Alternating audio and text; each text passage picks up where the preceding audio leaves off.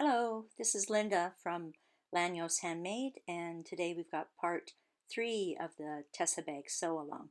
Today we're going to attach the zipper to the front and the back of the bag. That's the outer layer and the linings. We're going to attach the O-rings and we're going to assemble our bag. So here we have our zipper with the zipper tabs already sewn on the end, and we are going to attach it to the front of our bag.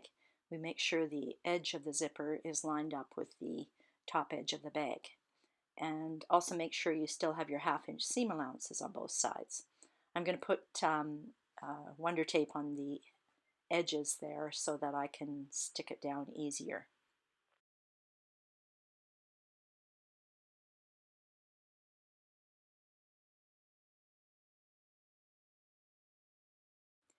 Now make sure you still have your 1/2 inch seam allowance on both sides. You should measure that. And also make sure that the top edge of your zipper is still lined up with the top edge of your bag, and that you've got the right side of your zipper facing the right side of your bag. If you flip this over quickly, you can see that it's going to be sewn on properly. Now I have used my regular zipper foot here, but I've seen other people use their regular sewing machine foot or a 1/4 inch foot, you know, the one with the guide on the side. It's whatever you're comfortable with, but just don't try it. Sometimes it's hard, but don't sew on the double-sided tape. It'll gum up your machine. So let's attach the front of the bag to the back of the bag, and we'll do it exactly the same way. We're just going to make sure that our 1/2 inch seam allowances are still there and the top edge of the zipper is lined up with the top edge of the bag, and the sides of the front and the back should be lined up too.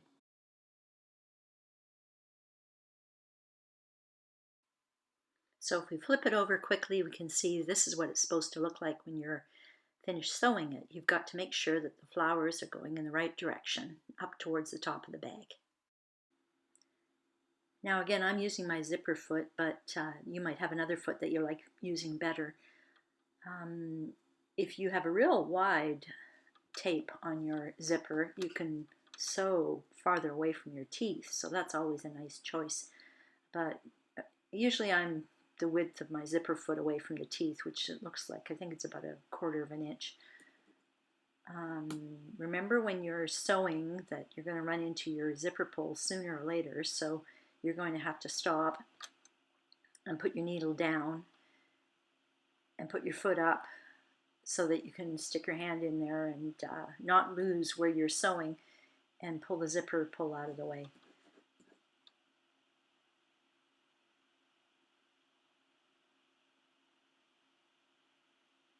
And after we're finished this, you can see that the flowers are going in the right direction, still towards the top of the bag, so I haven't screwed that up.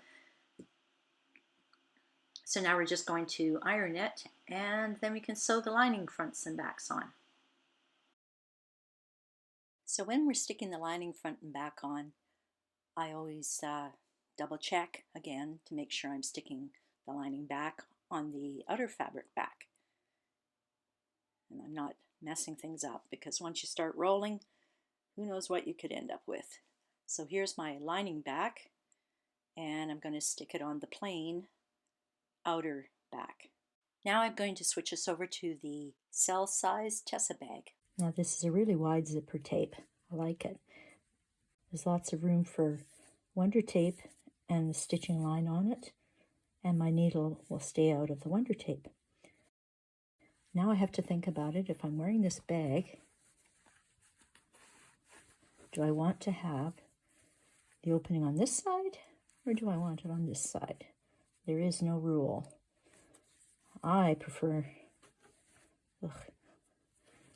my opening on this side, so I'm going to put the zipper on this side. I'm just going to turn it down and press it, and I'm going to keep 1/2 inch seam allowance on both sides. You line this up with this edge. There it is. I did do a couple of passes over it, so it's going to be really secure. And when we do the top stitching down on it, it'll help too. Now we put the other side on. The other side has to look like this. So make sure that you put it on the wonder tape in the right spot. There, now I've got these sides sewn on, the outer layers. Let's sew on the inner layers. This is the back, and I want this lining back on it. On the tablet size, you have a zipper pocket in here. So this is the front, and I want this sewn on here. So if I'm going to sew this on here, I like to turn it over and sew it this way. I'll put some clips on there to hold it. So now we have it sewn on.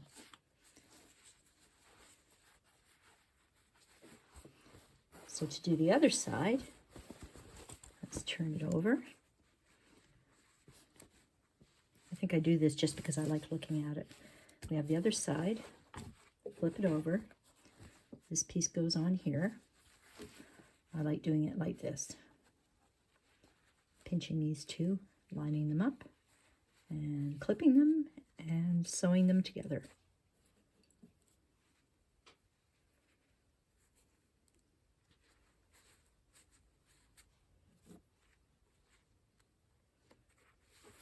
You can always pause and check too. Front, back, front, back. I like to do my top stitching, leaving the seam allowances free. So I'm just going to start from the 1/2 inch here and go across, and same on this side. You can see I've got it all pinned down so it doesn't shift, and I've also pressed it really well so it doesn't slip around. And I'm going to use my 1/4 inch foot this time, so I have a bit wider stitch line here. So you can see here, my stitch line is a 1/4 inch from the edge. That 1/4 inch foot really helped make things straight. That's good on the other side too. I'm going to pull these threads through and tie them off, and then I'm going to put a little bit of fray check on them just to make sure they stay. Now here's my top stitching done, so let's put on the ring tabs. This is usually the point in time when I forget to do this, but I'm going to remember this time. So this is your back, and have it only attached to your back.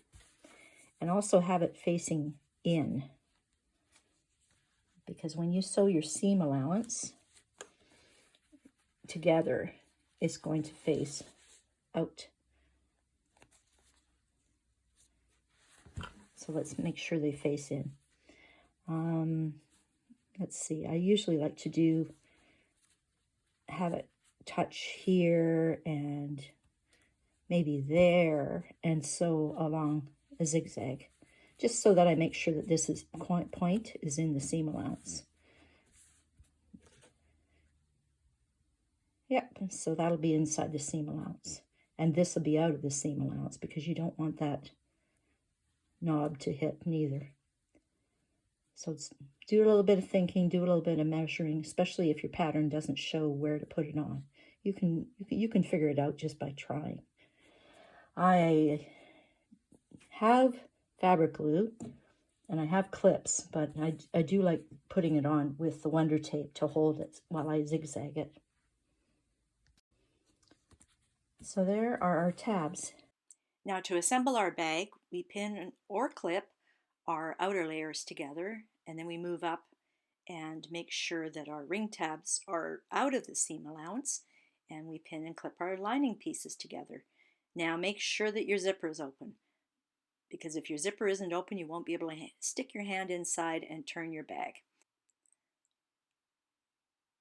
Now when you're lining it up, make sure your zipper's lined up. This time I'm going to have my teeth facing the lining. We'll see how that goes.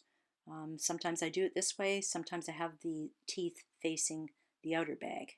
I'll show you that later too. Make sure everything's lined up and everything is out of the seam allowance. Now when you're going to sew all around, make sure the bottom of your lining is open because you have to be able to stick your hand all the way through to pull your bag through. Now you'll see on the tablet-sized bag that I'm making, I have the teeth facing out to the outer fabric, not the lining side. So we'll see how that turns out. I think more importantly is to keep the zipper tabs out of the side seam allowance, and that's why I like them long, because then I can hold them down and pin everything and make sure that everything's lined up and in place and out of the seam allowance. When you're sewing the tablet-sized bag together, you can sew a bit around the corners of the lining, just as long as you leave that opening in the bottom so you can put your hand in again. I usually just reverse stitch back over that little section of seam and then continue on the other side with a bit of a reverse stitch too.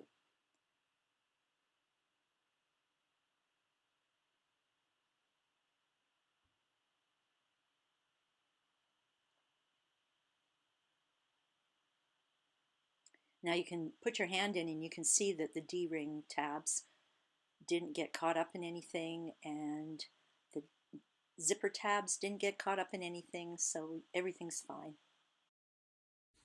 I just wanted to show you that first I only just zigzag around, and I still keep the pins in here where this buckle ring is. I don't want it hitting anything. And same with the zipper. I want to know where the zipper is too. And then I'll be able to sew it around nicely now because this is holding it down in the right spot and nothing's going to slip. And I just have to watch out for these things. This is extra thick under here. Go careful through it. And we sewed up the bottom, but we don't sew up the lining. Now this is all sewn. I've left the bottom open. And I usually straighten this out as I sew it, right? I don't do it like this straight because then it bunches up with the side that doesn't have top stitching. I like doing it this way and angling it. Stretch it out a little bit, make sure. Yep. So, and I double sew here to make sure it stays too. That's a tough corner there. So to turn it, you stick your hand in. I can barely reach in on this bag, and you pull it through.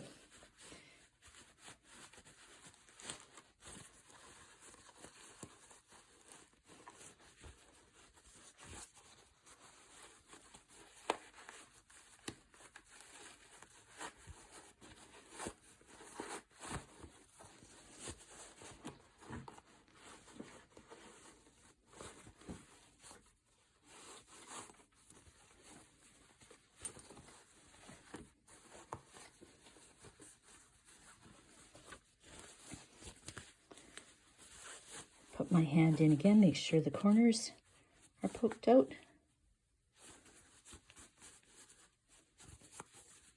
If you have really big seam allowances, you might want to clip the corners. Heavy fabrics, you might want to clip the corners. These ones seem to be pretty good though.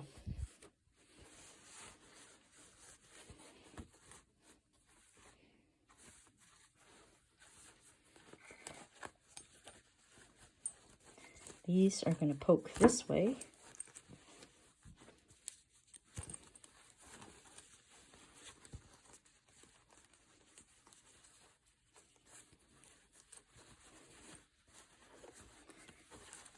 And I think I'm going to go press it.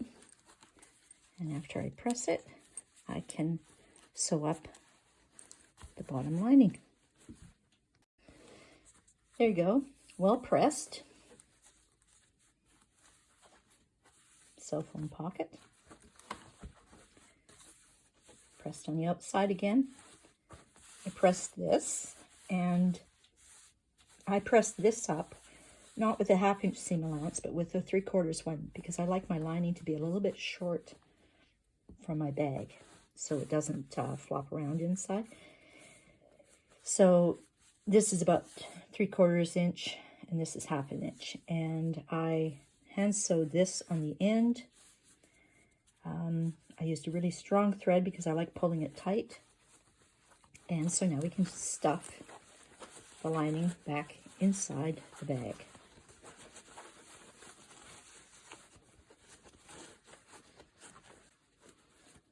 And make sure you poke those lining corners out too. So now all I need is to make a strap. So this is the end of part 3 of the Tessa Bag sew along. Be sure to subscribe and like so you can catch part 4, where I make 2 kinds of straps for the Tessa Bag. And thanks for watching.